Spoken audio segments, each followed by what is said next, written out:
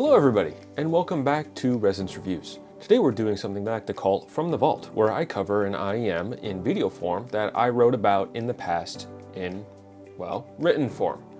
And the subject of today's review is the Meze Alba, which is a single dynamic driver IEM that is going for $159 US. This is Meze's entry-level IEM, and it's actually a cut-down version, or I guess you would say price-conscious version, of the Meze Advar, which was a $700 single dynamic driver IEM that Meze released a number of years ago and has subsequently discontinued. This is kind of a trickle-down version of their dynamic driver flagship that you see Meze doing with other things, where they released the 109 and then they had the trickle-down version of that, which is now the 105, you know, so on and so forth. And there's other examples where Meze will do this, where they invent some technology or they develop some driver and they put in something expensive, and then they go and refine it and maybe do some tinkering and some adjustments, and then they sell it in a much more affordable package. Now, the good news is that even though the Alba is cheaper than the Advar, I think it's actually better. And I'd like to tell you about why. So first of all, let's get into some basics about the Alba, and let's talk some pros and some cons.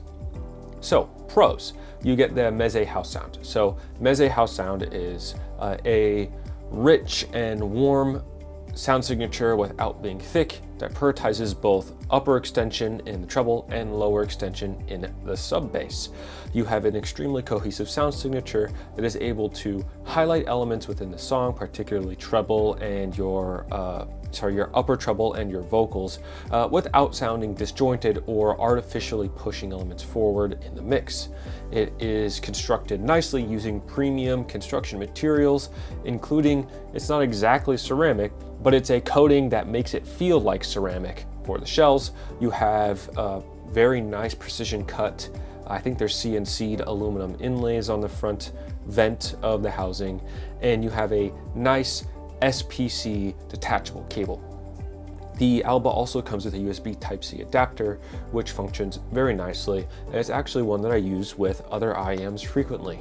Now for cons, it has average passive isolation, so if you're looking for an IEM that's extraordinarily good at blocking out outside noise, this is probably not going to be it, at least if you don't spend a lot of time investigating third-party ear tips to see if maybe one of those by coincidence gives you an excellent seal.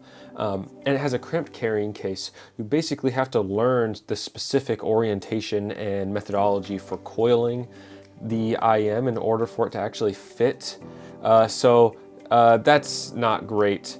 And there's also a kind of softness to the bass that is not particularly impressive if you're listening to drum-centric tracks. Now we got the big picture stuff out of the way, let's get into a little bit more detail. Let's talk technical specifications. So we have a 10.8 millimeter single dynamic driver IEM that has 109 decibels of SPL per milliwatt of sensitivity. It's got an impedance of 32 ohms. It weighs a mere 0.5 ounces, which is super lightweight. And it's a 0.78 millimeter 2-pin detachable cable. It's terminated in 3.5 millimeter, so it's compatible with pretty much everything. And it has a USB Type-C adapter that has a 3.5 millimeter jack. So again, it's intended to be used with the 3.5 millimeter cable that comes with the IEM. So as for a little bit of elaboration on the overall sound signature of the Alba, it's a tonally neutral, but not frequency response flat IEM. Its goal is to give you a little bit of richness imbued in an IEM that does not really color the sound that you're listening to. It kind of just presents it in a rich and full way. And that really is the defining feature of Meze's tuning. So you have a gently lifted mid-bass and sub-bass.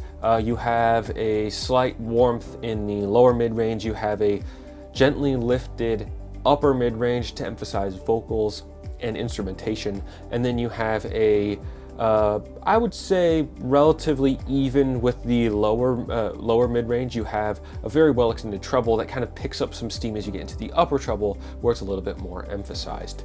And I really like the Alba's treble specifically. You know, I'm a treble sensitive person, so when an IEM goes too far in on treble, or it's particularly peaky in the 5 kilohertz range and the 8 kilohertz range, it can generate discomfort for me.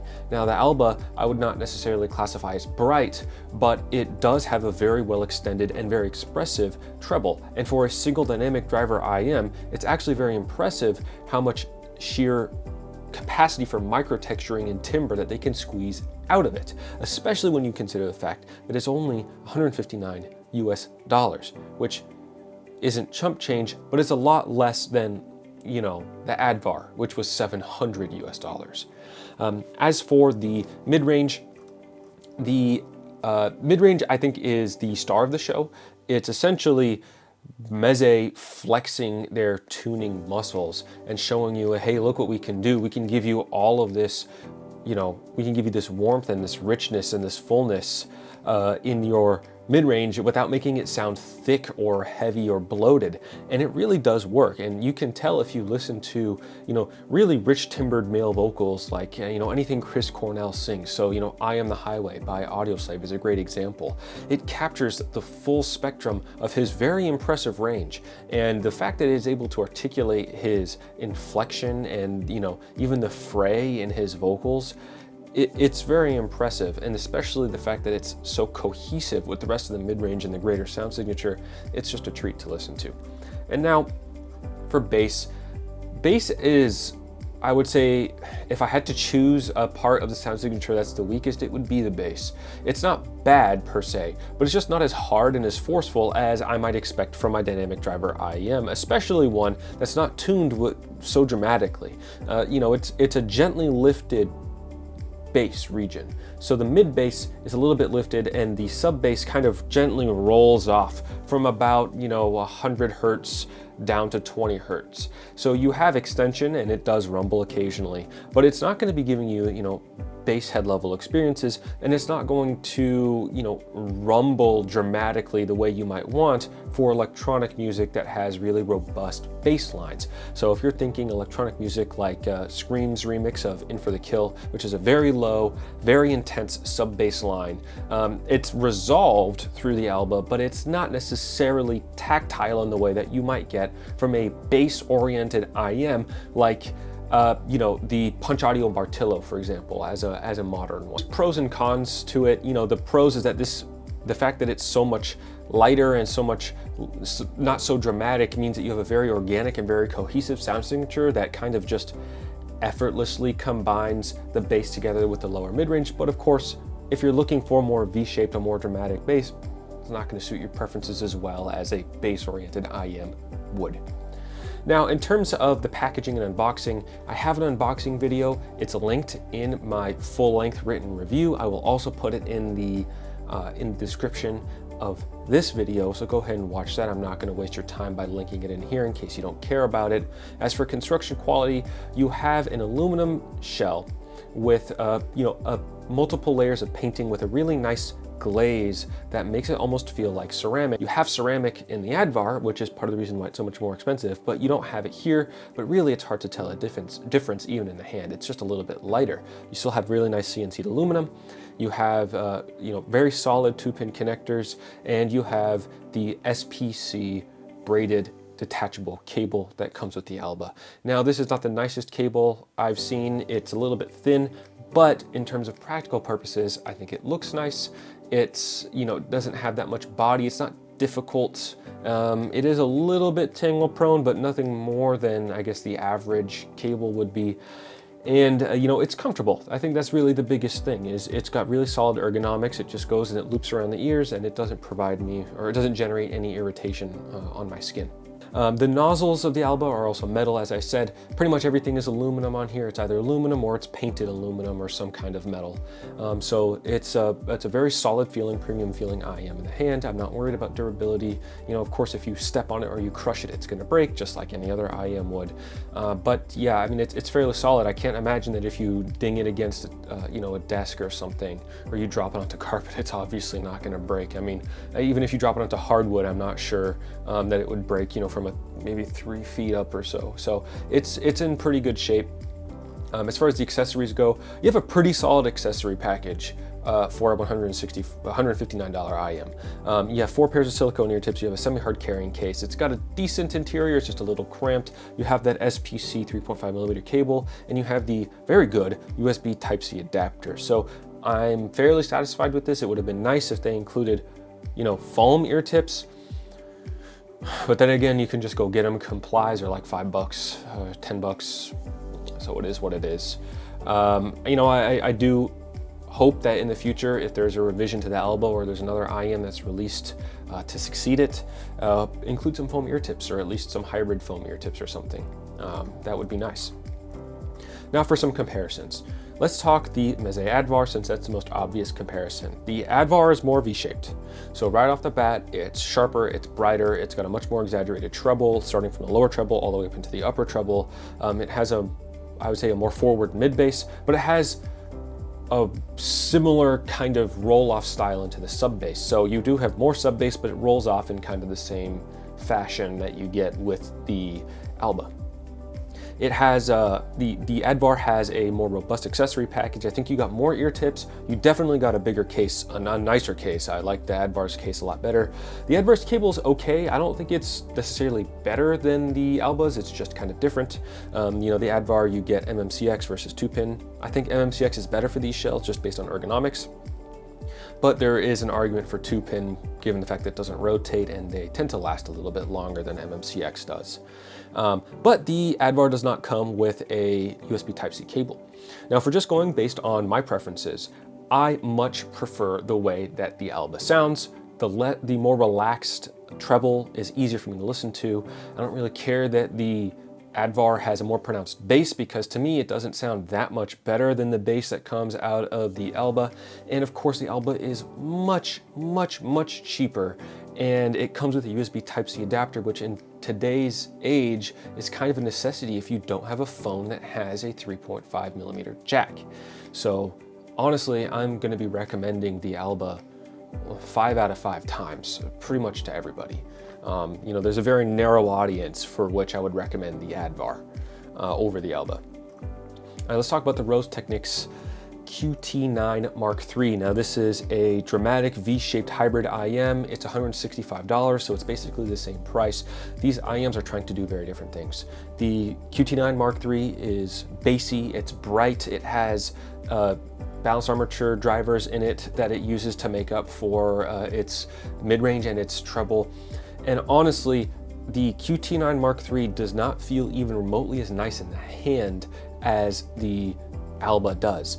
You know, the sound signatures are so different that it's really difficult to align them on which one is better, strictly better. I don't think you can say one is strictly better than the other, but you know, in terms of build quality, I definitely like the Alba a lot more. It's got the nicer feeling shells. Both of these IEMs are very small and they're very ergonomic. I still do find the Alba to be a little bit more comfortable. I like the Alba's cable a lot more.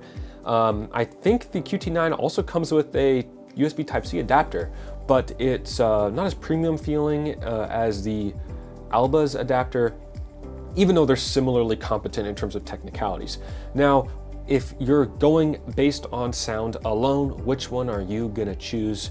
You're gonna probably, it's gonna come down to bass, I think, and treble. So if you're a fan of traditional V-shaped tuning where you have dramatic, emphasized mid-bass that gives you punch, and you want to have a very consistent sub-bass production that doesn't roll off too much and that gives you really thick, meaty rumble, you're going to go with the QT9 Mark III. If you want bright IEMs that have emphasized treble and really emphasized upper treble, you're going to go with the QT9 Mark III. If you want to go with a more organic, less stiff, less artificial sound signature, one that's got some warmth and really has soul to it and is not just, you know, that V-shaped emphasis, you're going to go with the Alba.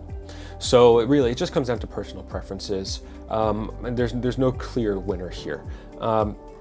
Let's talk also about the EarAcoustics Audio VSA Max. Now this is another single dynamic driver, and it's in roughly the same ballpark price point as the Alba. And this is a $149 IM. Again, it's a single dynamic driver, and it's a custom dynamic driver the same way that the Alba has a custom dynamic driver. And, you know, I gotta say this is a close one. The VSA Max is brighter.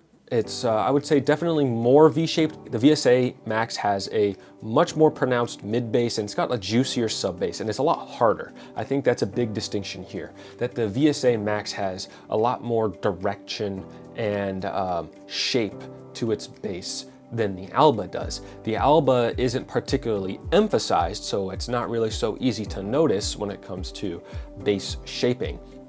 But if you're a bass fan, you're gonna like the more energetic and more dramatic bass that you get from the VSA Max. Now, the VSA Max does have a brighter treble, but the thing is, I just don't like the VSA Max's treble as much as the Alba's, you know, emphasis, no emphasis. I think that the VSA Max's treble is certainly brighter, but it doesn't have as much balance as I would hope it would have, even for a bright IEM. So like I said with the QT9 Mark III, it's really difficult to, you know, call a straight winner between these two because they're targeting different sound signatures. But if I have to choose between them, I'm almost always choosing the Alba. Yes, the QT9 Mark III, the VSA Max does have all metal shells. They're beautiful. It has a really robust cable that has, you know, it's got a good thickness to it. It has a solid modular adapter. That means that you can swap it between being a 3.5 and a 4.4 millimeter cable, and it has a decent case as well. But both of these IEMs are single dynamic driver. They're in the same price point. Do I really want to spend all the extra time and effort lugging around a bigger IM that doesn't necessarily sound as organic, even if it is a little bit bassier, even if it does have a little bit more bass? No, probably not. You know, if I'm just choosing something to throw in my bag, I'm just gonna go with the Alba. When you have it in its stock case, this one right here, this can fit in your pocket. You can't really do that with the VSA Max. It's a little bit more involved with storage. And the thing about the Alba is it's just such a simple form factor, and it's so easy to carry around that, you know, in spite of the VSA Max having a little bit, you know, like I said, I said it a bunch of times already, the VSA Max having a little bit better bass, the overall cohesion and the overall more organic presentation of the Alba and what I perceive to be a better tuned treble means I'm just gonna go with that one. Now, again, if you're more into V-shaped brighter earphones, your preferences may lead you to a different point than me, but that's true for all listening. So I encourage you, as always, if you have the opportunity, don't take my word for it. Listen to the IEMs yourself, because the only ears you can trust are your own.